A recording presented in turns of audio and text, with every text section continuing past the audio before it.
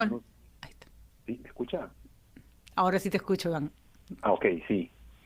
Pues, como decía, un mensaje muy importante, ¿no? Un mensaje que además va en la misma línea que el que hizo Transparencia hace algunos días, recordando a ambos candidatos la importancia de transmitir tranquilidad en estas últimas horas previa al sufragio y también al aceptar los resultados electorales como corresponde, en una actitud pues de respeto al Estado de Derecho y con los ligada a los principios democráticos que debe tener cualquier persona que postula a la presidencia.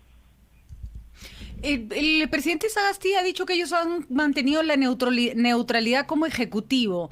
Es verdad que hay gente que critica, a veces creo que demasiado, no sé si con mucho fundamento, al presidente, que por cierto es criticable como cualquier autoridad.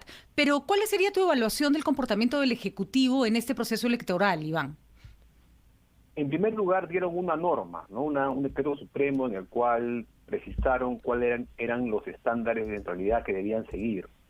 Y entiendo hasta los últimos reportes que se han hecho es que el cumplimiento a nivel del Poder Ejecutivo ha sido muy importante.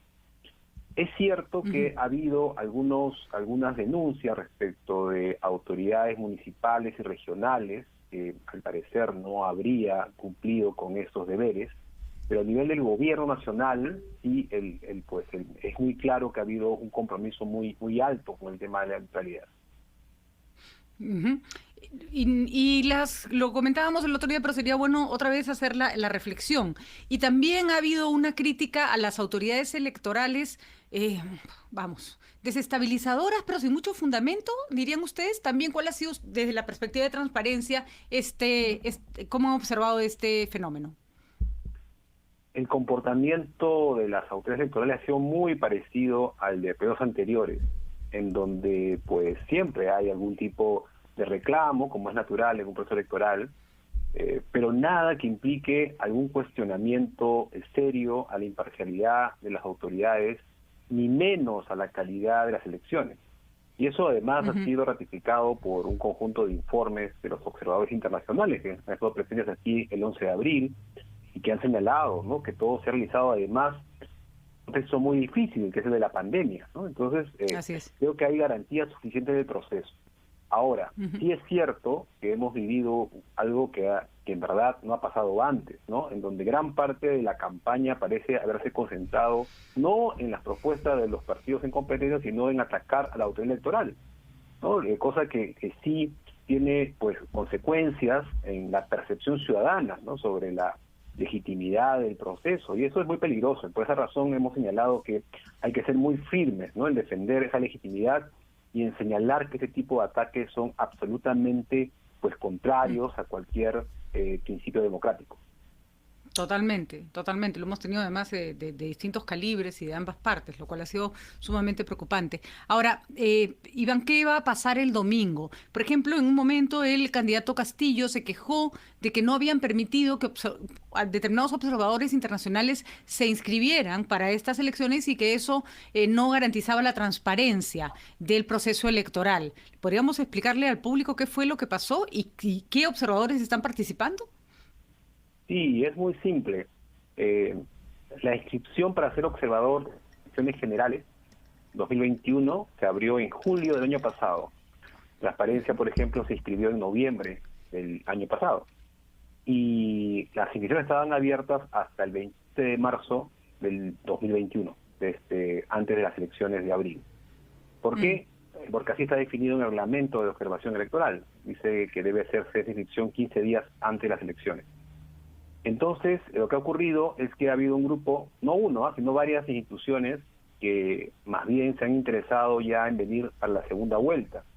Pero habiendo ya pues vencido el plazo, el jurado lo que ha hecho es decirles que ya no pues compete en este caso poder darles esa acreditación. Sin embargo, hay que decirlo también, eso no quiere decir que personas que vienen del extranjero puedan visitarnos. Eso es absolutamente posible, ¿no? Y nuestras fronteras siguen abiertas y eso es completamente legítimo. Pero eso sí, no pueden ser acreditados como observadores, dado este tema legal que acabo de explicar.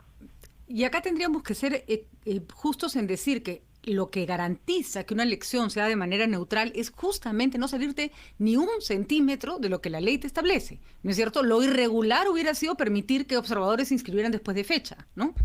Es cierto, y además porque hay 23 organismos de observación ya inscritos en el ámbito internacional, 27, ¿no? Y justamente acabo de terminar de salir de una jornada, de una reunión de trabajo con los observadores electorales, ¿no? Internacionales. Hay inscritos 150 personas para hacer observación. Entonces, internacional me refiero, ¿no? Entonces sí, pues eso está garantizado y creo que hay las condiciones de observación, igual que en la primera vuelta, suficientes para garantizar unas elecciones limpias. Por otro lado, se ha quejado también, se han quejado algunos representantes, no sé necesariamente si de la candidatura de la señora Fujimori, pero recordemos que varios deportistas de la selección peruana, sobre todo, apoyaron la candidatura de Keiko Fujimori y la OMPE ha pedido explicaciones sobre ese apoyo. Básicamente les ha preguntado si les han pagado o no. Han salido voces a decir, los están amedrentando. ¿Vale esa figura? ¿Se consideraría un amedrentamiento que la OMPE pregunte en estos casos? Lo que ocurre es que la OMPE ha recibido una competencia que es de la supervisión del financiamiento partidario en campaña. Entonces tienen la obligación de pedir información a empresas privadas o a personas naturales en caso hubiera algún tipo de indicio de que hubieran recibido algún tipo de recurso. Por si acaso, eso no va en contra del derecho de todos nosotros de poder en cualquier momento dar nuestra opinión política, ¿no? Podemos salir y decir que creemos que debe ser tal el presidente o presidenta, eso no está en cuestión, ¿no? Lo único que sí tienen como competencia es ver si hubiera algún tipo de fondo que hubiera sido utilizado en campaña y que no hubiera sido registrado o no hubiera sido canalizado debidamente como se estableció en la ley. Y que me imagino que basta una declaración jurada, o sea, decir no me pagaron, lo hice porque me provocó y ya está, ¿no? O sea, tampoco... Exactamente, es parte del proceso. Ellos, de hecho, tienen acceso también al sistema financiero, podrían hacer una evaluación de efectivamente ha ocurrido alguna cosa irregular, ¿no? Y es muy parecido a una investigación que hace una unidad financiera, ¿no? Es decir, trata de mirar algún tipo de movimiento que pudiera no tener sustento, porque ese es precisamente parte de su labor de supervisión en tiempo de campaña electoral. Además, no vamos a olvidar que el gran talón de Aquiles de todos los candidatos, incluso los que salieron elegidos presidentes de los últimos años, han sido sus financiamientos de campaña. Así que no hay que quejarse de cualquier intento de que esto sea transparente, ¿no? Al contrario, habría que agradecer, poder salir a dejar claro, no, acá nadie se le pagó nada, o sí se le pagó con tales recursos, ¿no es cierto? Y no, y no asustarse. Ahora, finalmente, Iván, porque estamos tratando de llegar al domingo con una serie de mitos también resueltos. El famoso tema de los muertos y el padrón electoral. Esto no, que el padrón electoral cierre y no se pueda sacar ni meter a nadie, es algo que ocurre en todas las elecciones, ¿no es cierto? Y en todo el mundo, en realidad. De hecho, el padrón peruano es uno de los mejores porque pasa por más procesos de verificación. Los partidos políticos, por ejemplo, tienen acceso al padrón antes de que se apruebe. Ellos pueden hacer observaciones, pueden hacer, pues, propuesta de algún tipo de ajuste, eso está abierto, ¿no?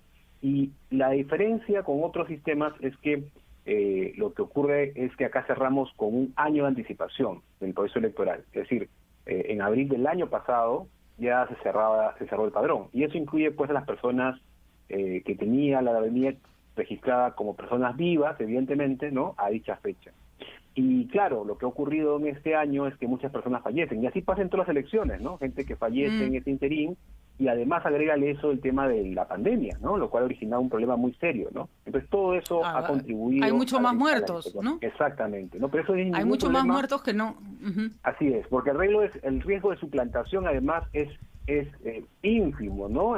Las elecciones últimas, literalmente 4 casos de intento de suplantación para población de 17 millones de votantes, ¿no? Es absolutamente ínfimo, ¿no? Ahora, hay personas que dijeron, eso era una respuesta también que me parece que ya dio René, pero mi pariente murió hace 2 años y sigue figurando en el padrón electoral. Tengo entendido que hay que hacer un trámite, ¿no es cierto?, frente a René para quedarse de baja, o sea, decir, esta persona, ¿no?, ya falleció y ya está, ¿no? Que no necesariamente todo el mundo hace, ¿no? Es correcto, pero ojo, no se confundan, por favor, ciudadanos. El padrón electoral es solamente el padrón para las elecciones. Ese no es el registro de RENIEC, que es independiente. Tal cual. Es decir, el registro de RENIEC está actualizado. Si una persona falleció y fue registrada en el registro de RENIEC, está muy bien, eso está ya registrado. Lo que ocurre es que el padrón es para otra cosa. El padrón es sencillamente para armar las mesas donde uno va a ir a votar. De acuerdo, entonces no hay que tener ya no se van a parar los muertos a votar el domingo, o sea, dejemos de llenarnos de sustos, sobre todo sobre la base de información que no está, que no es real, ¿no? Que es una información o manipulada o parcializada. Muchísimas gracias, Iván, larga jornada el domingo, buen trabajo para ustedes, domingo trabajamos duro. Mucha suerte. Muchísimas gracias, estaremos ahí con la información para todos los peruanos. Son las 1:30 en punto de la tarde, nos vamos a una pausa.